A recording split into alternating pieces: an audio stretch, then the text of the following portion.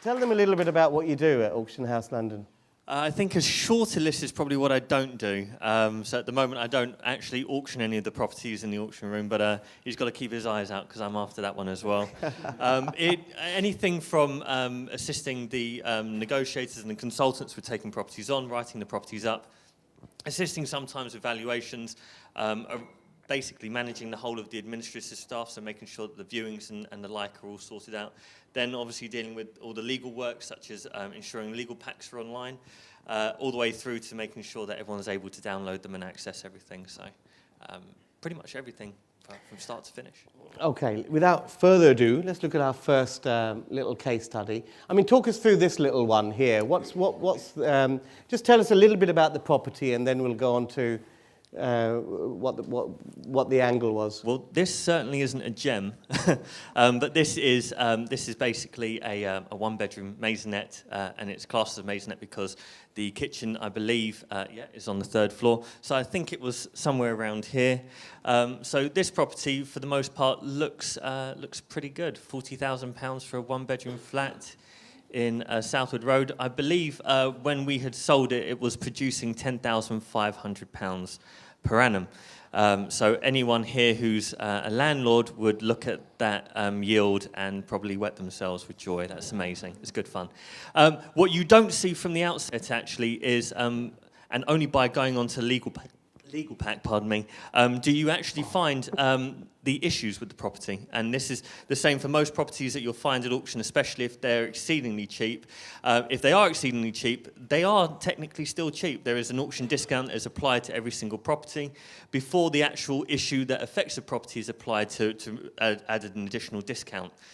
So this property is startlingly cheap.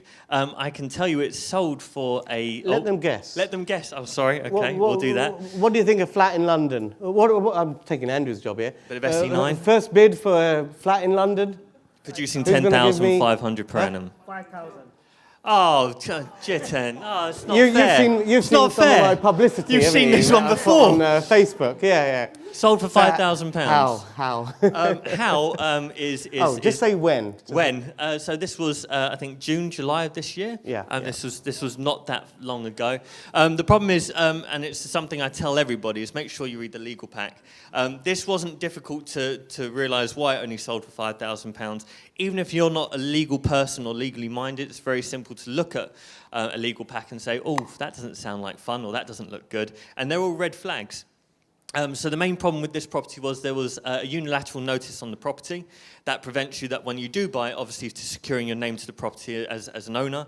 There was a couple of other things, so an unsecured or a debenture that hadn't been paid for a period of time, and obviously that mortgagee would have liked to be paid off at some stage or another. So I think all in, if you know what you're doing, and there's not a great deal of people that would have been able to take this property on successfully and handle the issues, which is why it sold for such a small amount, because the pool of potential investors was minimal. Granted, you cannot get a mortgage on this. I don't even know if you can insure it. There are 1,001 different issues, but if you know what you're doing, you could make a lot of money out of this property. So I think when we initially discussed the properties that I'd provide you, it's the ones that I thought if I had the opportunity that I would buy. And it sounds like a bit of a kamikaze mission, but I have the skills to tackle something like this.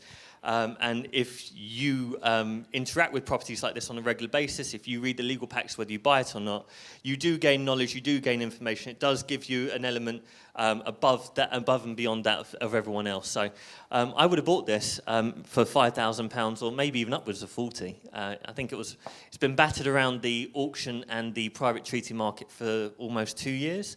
And has been marketed anywhere from £120,000 all the way down to nil reserve, at which point it sold for £5,000.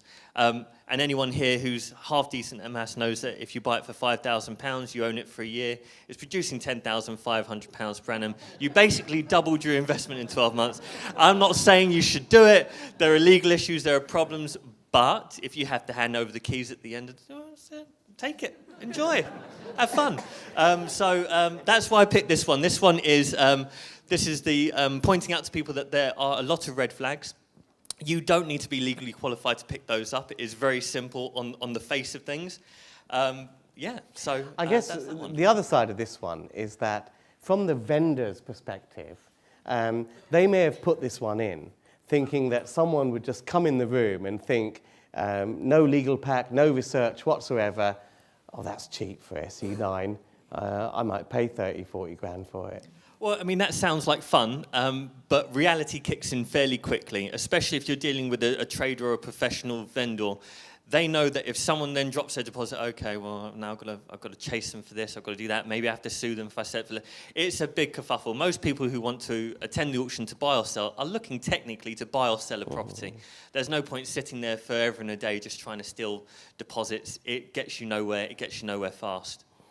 Okay, so the second one you picked was, going upwards, airspace. Yeah, I really enjoy stuff like this. I think I think there's a real market coming in, especially if. How many people here own freehold properties, whether it's blocks of flats or houses or anything like that, just freehold properties? Okay, so a lot of people here just own flats and rent them out, I guess. That seems to be the majority of people who didn't put their hands up. So if you own a freehold building, something that's been quite popular the last couple of years is trying to get planning permission to go down a level to do basements. Obviously, doing the excavation costs, that really does focus on what the guiding reserve is at that point, because a lot of your profit will be taken up by excavating, let alone fitting it out. But going up is a little bit simpler. You are technically just going up. So again, this is another one that I would have purchased. I really liked it. It's Enfield, it's EN3, so it's just outside the main park, gives you good access into London, to Essex, and to the north and all that stuff, so it's quite nice. The block itself was ex-local from memory. And the planning was fairly decent, as you can see. Just from the drawings, it looked quite nice. And I think if you do check the planning permission, if anyone is an eager beaver here that wants to go away and go, what is this man talking about? Is he crazy? If you go onto the local planning portal, it's obviously public information, it's public domain knowledge. Have a look and just see what you could have got there. I think this sold for, does anyone have a guess? I keep trying to give the game away. Oh, he's flown past it. There we go. All right. Oh, yes, that's it. Boom. So yeah, from a guide of 125, and actually I thought that was a fairly decent price. I thought anything around the £200,000 mark would have been pretty decent. It depends, obviously, the type of investor you are. If you have a good team behind you, and you deal. Okay. Sold for 181. Just hide over here. So yeah, I thought anything close to the £200,000 mark would have been really nice. You could have made a fair bit of profit there. I really like that one. So for any developers in the room, if you do own freehold properties, start considering things that other people aren't considering. It's all about added value. If you are only dealing with the square footage you have at hand, that's perfectly fine. Think about ways to create more. And what we talked about earlier, I mean, if this PD consultation comes through with one floor upward development being part of PD, this is going to be the next goldmine opportunity to look for opportunities to add a floor to existing buildings. And build out is cheaper as well, because you're not spending money on the foundations, of course. No. Okay, the third one you picked was this one. This is a lovely little plot. Tell us about it. Well, I'm a local boy to here, so this one really did grab me by the magical bits. So I always liked that. I grew up in a house that had a green slated roof, on my grandparents' house. So instantly I saw this, I thought, oh, it reminds me a little bit of home. It looks really nice. But when you look at the finer details, it says up here, the first time to the market in 70 years. Some people in the room will understand how important that is. Some people will think, oh, that doesn't really bear anything to the sale at all. But what it does tell you is actually it's very difficult to find out the true value of this property. If you were to go to this road and have a look down, you'll go, oh, okay, there's properties that look like this. They're semi-detached. They don't have this big, large chunk of land rocking around the side here. It doesn't have all these different bits, so it's very difficult to put a value to it. So we started the guiding price at $850, and it really did draw a massive crowd. I mean, how many people went onto the legal pack? On that one, about 70, 80, it was a lot. Wow. Yeah, so quite a lot of people interested. Well, it's not just a number of people that inquire, it's a number of people that go on and take that extra step to do the legal pack. So this one was very interesting. I think there were some restrictions on the land. There were some old restrictions preventing you from doing additional planning on the land. What sort of restrictions? So it was the land itself on land registry was restricted to a single dwelling. Oh, right. But it was old, and I don't think the people who had the benefit of that were still around. And again, if you know how to handle that issue, it's very easy to have it set aside, which I think is what the plan was. So if you want to have a look at what it sold for, and even then, that's not too bad. But what is not too bad, this property hasn't been on the market for 70 years. The surrounding properties, I think, hadn't really been on the market for probably the same amount of time, and if they had, it was probably through some kind of inheritance situation. So what was the true market value? Well, this is what auctions are really good at. It tells you what the true market value is, because that's what it sells for in the room. Tell us a little bit about what the buyer of this went along to, or is planning to do with it, because that justifies why they paid. It does indeed. I think they had 3 or 4 exit strategies in mind. The first one was to do something with the main building, whether that is split it up into flats or create a HMO. It is a large building. And obviously, you can't see from this picture, but if you ever to go onto our website and have a look, we've got 15 other pictures showing the aspect all the way around here. It was a really big plot of land that it came with, and he is looking to do an additional development to build another block there.